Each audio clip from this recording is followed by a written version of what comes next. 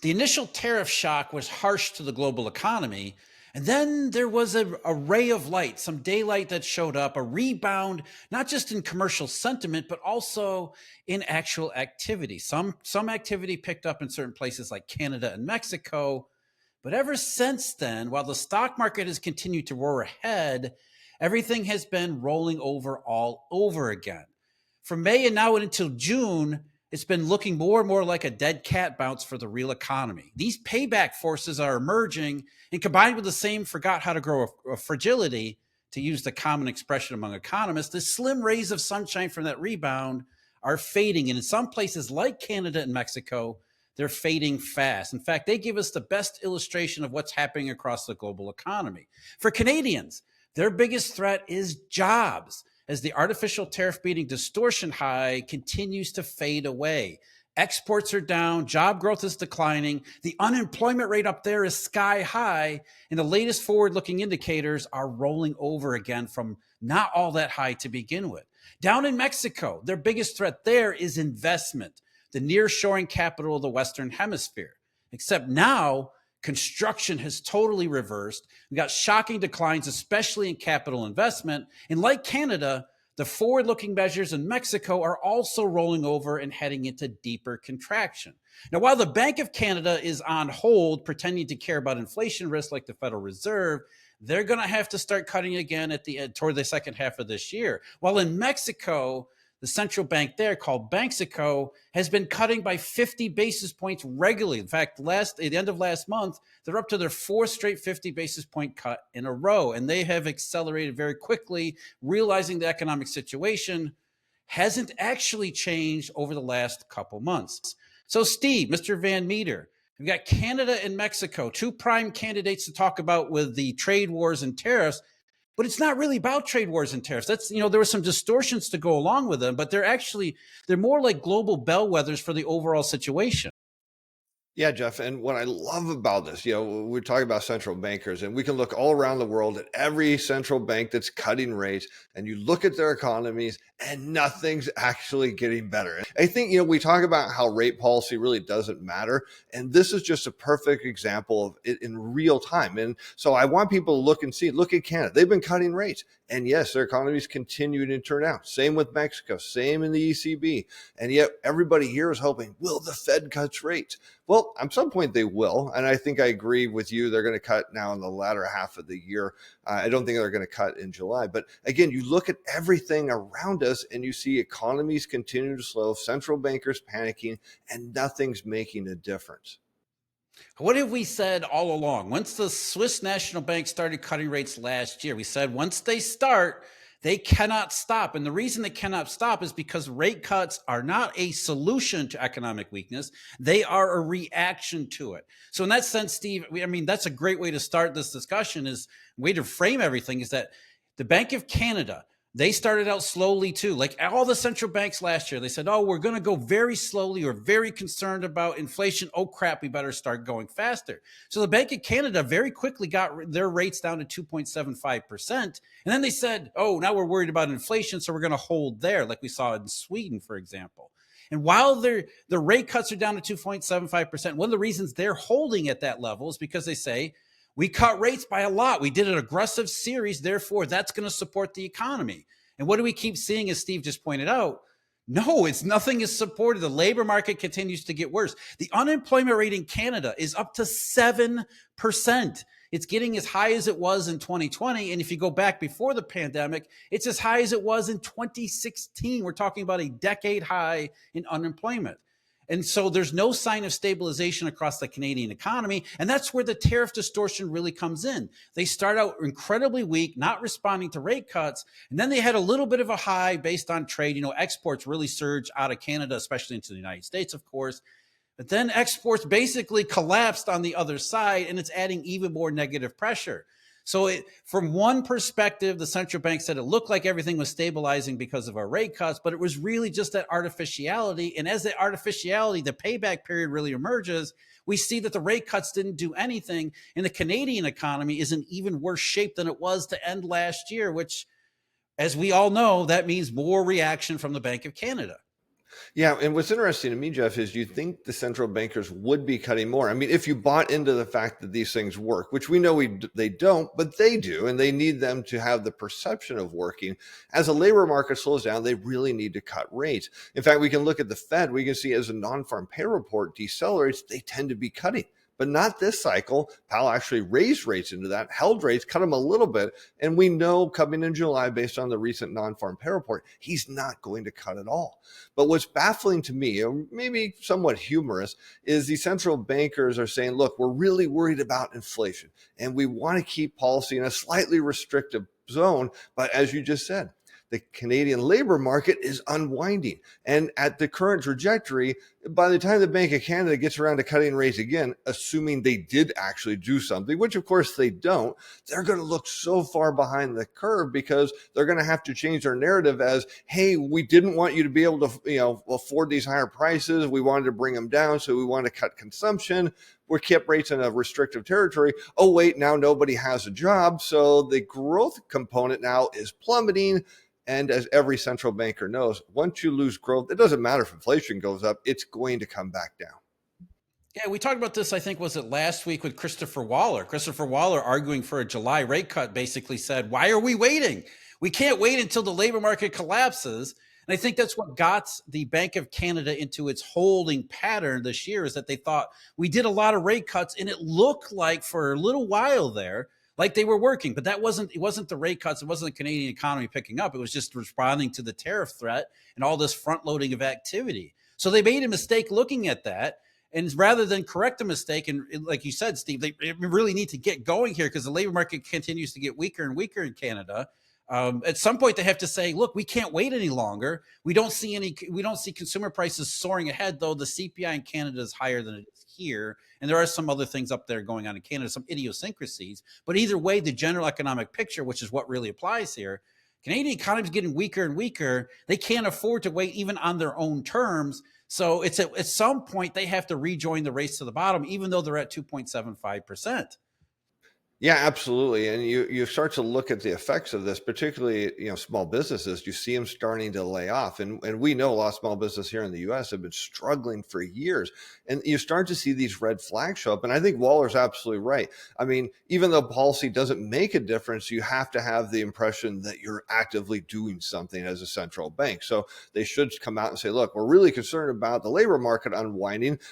Look at our neighbors to the north and the south. We see their economies are slowing down. And we're really concerned it's going to affect us. So we need to cut rates here a little bit. Granted, of course, it doesn't do anything except make stock prices go up, and not directly, just more as a psychological effect. But again, the concern is, as you've been saying, not only do we not know how to grow an economy, we're starting to see these air pockets start to build inside the economy. You look at labor market here in the US, forget the non-farm pay report headline number. I don't even believe it, even if it is actually true, Jeff, because you start looking at some of the underlying points. It's like, oh, more people are on long-term employment. And those who have been on unemployment for a long time are still on there, and it's getting worse. And, just talking to people I know that are out of work, they're struggling to even get an interview or find a place that has an opening. So there's very real signs that here in the US that what's happening in Canada and Mexico, we're on the cusp of that. Maybe, I don't know if it's in the next couple of weeks, but it seems to feel like unless something changes around the world, and I don't have anything that I think is going to change it, I think the U.S. is going to start showing up in the same place Canada's, Mexico's economy is at. But a lot of people here, Jeff, they just don't believe it. They think that somehow we're going to emerge out of this bigger, badder, and stronger than before. But the forces all around us continue to pull us down. Yeah, it's, the idea of globally synchronized is not just a bumper sticker slogan like it was used as back in 2017. The global economy really is synchronized. So if you see these air pockets, and that's a really good point, Steve, and I think that's really the main point. You see these air pockets start to emerge in Canada as well as Mexico. You think, well, is the U.S. going to escape all of that simply because it's the one implementing tariffs, and therefore that makes the U.S. somehow insulated from all this economic degradation and deterioration around the rest of the world? No, it's not. As we see economic decay in these places like Canada and Mexico, in Europe as well as Asia, that's another one. Even, places like Japan and Sweden, where they're facing re-recessions, which just means they never really got out of the last one. So the United States is not some island of stability that's immune from everything that's happening around the rest of the world, especially when you consider the degree that all of these other places are facing, the degree of challenges that all these other places are failing. Um, Bank of Mexico, I think that's a really good story, and really illustrates the points we're trying to make here too. They started out like, they were one of the first central banks to cut back last March. They were actually just after the Swiss National Bank, and they cut by 25 basis points, but they were much higher. They were around 11 and a quarter percent. And they said, look, we're going to go slow. I mean, every central banker around the entire world said the same thing at the start of the rate cuts. They said, we're more concerned about inflation, but we're going to start normalizing our policies and go very, very slowly while they did it. And just like all the rest of the world, they threw that out the window in a matter of just months. By August, the Central Bank of Mexico was cutting by 25 basis points. They did that 4 times, realized that wasn't working. So then they upped it to 50 basis points. They did that 4 times in a row. And they said in their latest meeting, after the 4th 50 basis point rate cut, we're probably going to continue going at 50 basis points for the foreseeable future. So it's exactly what we keep saying. Once they start cutting rates, the Pringles ad that I keep bringing up, once you pop, you can't stop. That's what these rate cuts are for central bankers, simply because they don't work. And so our main points of emphasis here are, number one, we're seeing these air pockets develop in places like Canada and Mexico.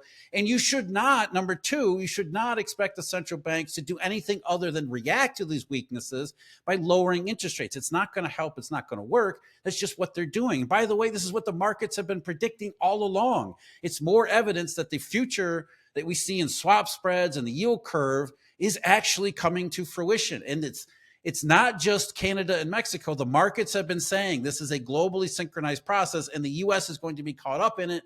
However it gets there, whether it's slowly or fast or some way in between, it all ends up in the same place. Jeff, it's interesting you mentioned the bond market here, because a lot of investors look to the equity market and say, well, it's making new all-time highs. So whatever the data is out right now, it must be just old news, because the stock market continues to go up. Next thing you know, the economy is going to follow it.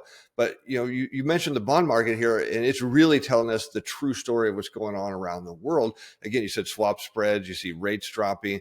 We heard from at least market experts saying, look, thanks to the non-farm payroll report, Fed's probably not going to cut in July. Now, do I believe that? Yeah, I think Powell's going to use that as an excuse to say, look, the labor market's heading up, holding up. But if you look at what Treasury Secretary Scott Bessent said recently, and I love how he said, look, I'm not going to comment on Fed policy, but I'm going to comment about going backwards. And he said, hey, look at 2-year Treasury yields. It does suggest that perhaps the overnight rate is not in sync with reality. And that's really what's key here, Jeff, is, as you mentioned, the bond market continues to tell us that, look, not only is the central bankers wrong, which it doesn't matter, because people that don't have a job can't get a loan, so it doesn't matter how low rates are. It's telling us that things are likely to get worse. And that's what's really interesting here. I know we're going to hear a lot from the Fed at the end of July about the non-farm payroll report and the labor market. But again, you start looking at bill yields, which I know you cover on your show, and we talk about once a week. They're clearly telling us that whatever's going on in the payroll reports here is not going to get better. It's likely going to get worse, and perhaps a whole lot worse. And so you start looking back down, as you're talking about Mexico. I think they're really smart by cutting rates, not because it makes any difference. It's because you look at how dependent their economy is on trade here with the United States, and how many other countries ship things into Mexico that need to cross the border. They were in the, very much in terms of reality. Hey, we got to cut, but it's not working. Canada, I think, is going to figure that out real quick and cut some more. Fed, as we know, completely off base. But the bond market around the world is telling everybody, look, if you think stocks are going to keep making new all-time highs, they can for a little while, but hold on to your hat. Yeah, that's the thing about the Mexican economy in particular, Canada too, but Mexico, especially the investment, the capital expenditures, fixed investment, it's a proxy for demand for the United States, right? Because you have all of these businesses around the world that feel that they have to nearshore activity. They got to get it out of China and put it someplace less hostile, right? So they've been building. There was a massive building boom in Mexico because everybody assumed under NAFTA. We could put stuff in Mexico. We could avoid all the regulatory headaches. It was right there. It's right next door to the US. Plus, we believe the US economy is strong and robust and resilient and all those superlatives that Jay Powell used. So there was a huge building boom in Mexico based on largely the idea the US economy was going to hold up. Now that building boom has completely come unglued. In fact, the latest data from the Mexican government showed that fixed investment fell by a whopping 1.7% month over month in April, and that was 14% below where it was the April before. So understand what that says. That's not just about tariffs or payback. What that says is this is building. This is like the Federal Reserve is supposed to be, or central bank is supposed to. This is looking out into the future. These are businesses from all over the world saying, do I want to build in Mexico? If I think the US is going to be strong and resilient a year from now, I better build today. So if they're saying, I don't want to build today, what they're saying is, I don't see the US economy performing all that well 12 to 15 or 18 months down the road.